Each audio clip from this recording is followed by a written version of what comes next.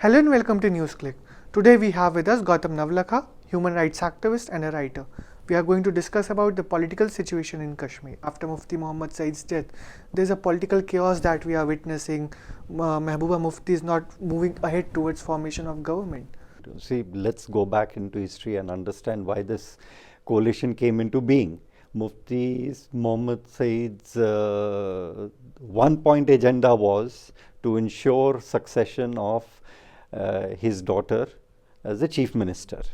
Reason being, as Ayyazdullah has himself written in his book, that the security part of the establishment were always suspicious of Mehbooba Mufti's pro-militant leanings because of what she did leading up to the 2002 elections, which resulted in Mufti Mohammad Sayeed becoming the chief minister of J&K as part of the coalition.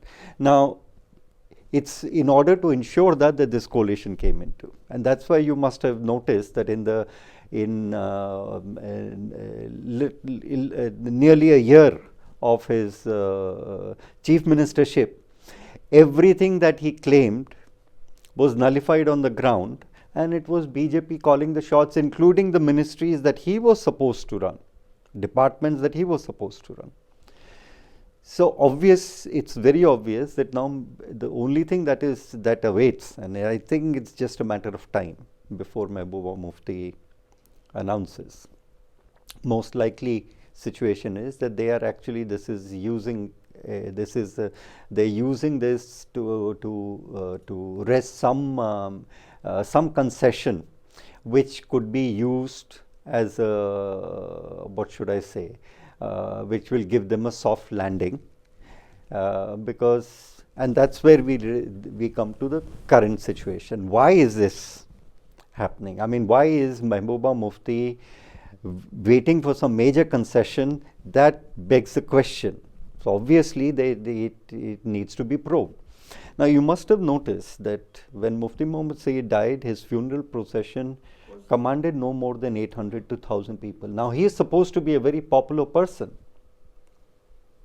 Now in Kashmir, where funeral processions of militants, whether they were indigenous or from across the line of control, attracted people in thousands, tens of thousands at places.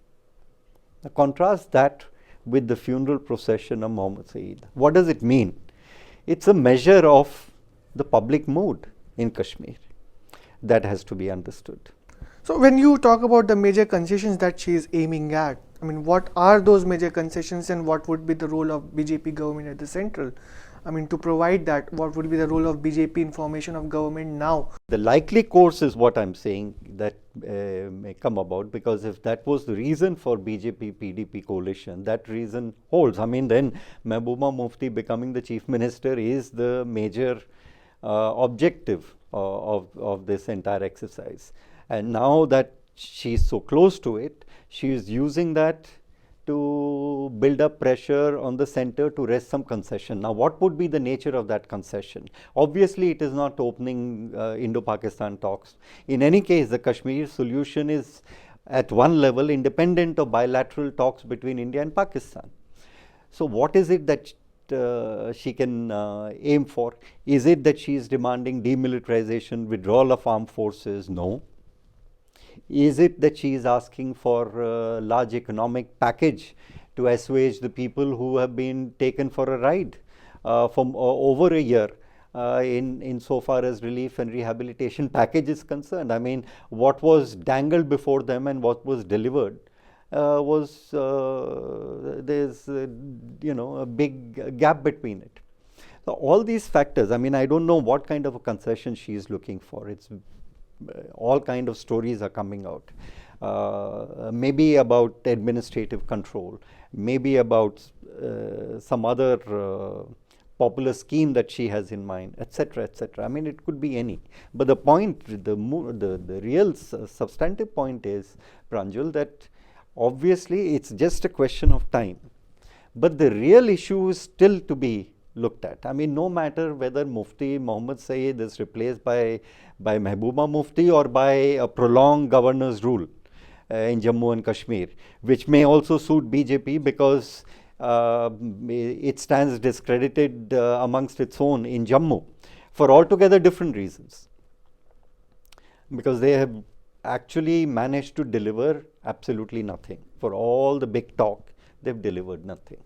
Actually, when you talk about the entire issue of demilitarization and Article 370, if you look at the past 1 year's rule of PDP and BJP coalition, the attack on the civilians has been increasing. Army has been opening fires on the civilians. Many youths have died, but at that center, that focus has been lost, and the two partners in the coalition have been discussing on different lines altogether. So, I mean, there's this entire core issue of the democratic rights of a Kashmiri youth that has been marginalized altogether by this coalition. Don't you feel that? I think the real issue is the hiatus between the hiatus between the real mood of the people, the real politics that is taking place, and the projected politics of Kashmir, where contention for power for chief ministership and coalition's future or longevity is being made into a big issue, whereas the politics on the street is very different. I mean, as I said, I mean, isn't it a very significant point that the funeral of a chief minister who's supposed to be so popular attracts no more than 800,000 people, whereas funerals of militants is attracting tens of thousands. Are we not concerned about that? It's that hiatus I'm talking about. So from that point of view, all this is actually contributing to and only consolidating further the public opinion that Indian establishment is absolutely non-serious about the Kashmir issue. The real issue still will remain. It's not Article 370, therefore. It's not a question of just a question of withdrawal of our Armed Forces Special Powers Act. It's a lot more. It's finally taking a decision on the issue which still attracts and determines the major events in Kashmir. Also, if you look at, I mean, the way the central government has been dealing with the entire issue of Kashmir, especially post BJP has come to power,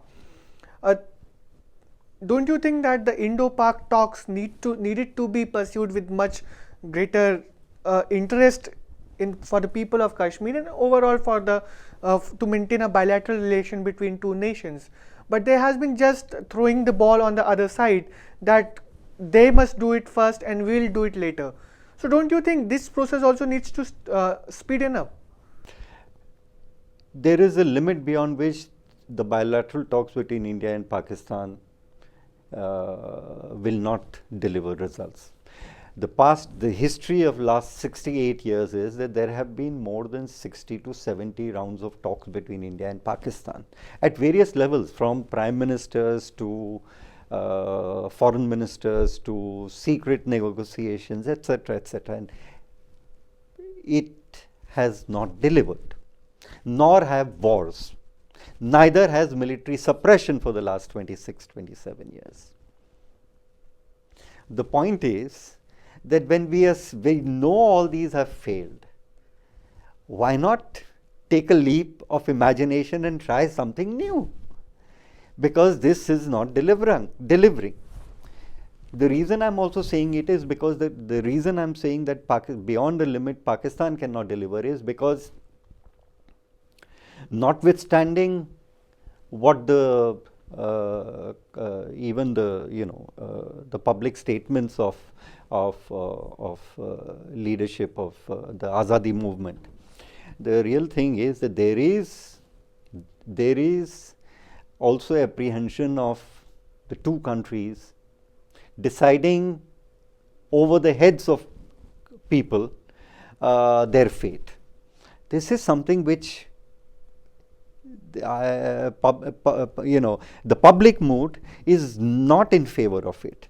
Therefore, no matter how much we claim that Indo-Pakistan bilateral talks are intrinsic to bringing about some kind of a rapprochement or a settlement of Kashmir, I'm afraid that's not entirely correct, because beyond a point, even India and Pakistan alone cannot talk, because 68 years later, it's the peoples also must be placed in the center of politics. Otherwise, it makes no difference. And that is actually where the Indian government has failed miserably. Absolutely. Now, the real problem is, of course, that there is dual power center in Pakistan. There is absolutely no doubt about it. It's good that India and Pakistan are talking. It's whether it was done out of political expediency or whatever, it's a good thing also, because it shuts up the bigots and the jingoists here, which is also a very welcome step, because their mouths are shut, which is good, and it enables the climate of talks to also result in people-to-people exchange and more relaxed civil society exchanges between India and Pakistan, which I think are also very important part of because we are talking about millions of people who have divided family, and they can't travel, and they also have that right, which is being taken away. So it's not just a question of anything else, it also has a human dimension to it that must also be kept in mind. So for all those reasons, talks are very good. It's also good, I believe, because it also slowly and gradually undercuts the military establishment, which is also a good thing, because whatever enhances and increases the capacity, and a very sizable section of the Pakistani society is in favor of it. It's not just the political establishment, the civilian political establishment, which is definitely committed to this. There is a sizable section of the public opinion in its favor, which must be cultivated. So, I mean, from point of view of a long-term approach to Pakistan. Nevertheless, having said this, I would continue to insist that the solution of the Kashmir dispute must involve engagement of people, and it has to be done in a democratic fashion. An engagement of all the groups. And I believe, and I like to insist that that is a possibility that should be considered very seriously, that we consider the path of right of self-determination respecting, because Jammu and Kashmir is not just a question of Kashmir, it's also Jammu. So let's get the opinions, let's ascertain the wishes of the people in the entirety of Jammu and Kashmir. And why just Jammu and Kashmir on this side? Why don't we should also insist that this be done on the other side too, because it's also partition. That's a very positive note to leave on, Gautam, and we are glad we'll continue the discussion as the things proceed. Thanks a lot. Thank you for watching Newsclick.